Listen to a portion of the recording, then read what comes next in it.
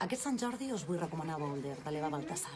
És un llibre que ja vaig llegir fa un temps i que explica la història d'una dona solitària i introvertida que treballa de cuinera en un vaixell i que en un d'aquests ports coneix a una dona de la que s'enamora i decideixen iniciar un camí juntes, també, a més, un camí amb una gestació. Veureu que és un llibre que està narrat amb una naturalitat i desacomplexat, però alhora amb una cruesa que també us sorprendrà. He volgut recuperar aquesta lectura perquè just fa uns dies es va anunciar que Boulder havia entrat com a finalista amb l'International Booker Prize.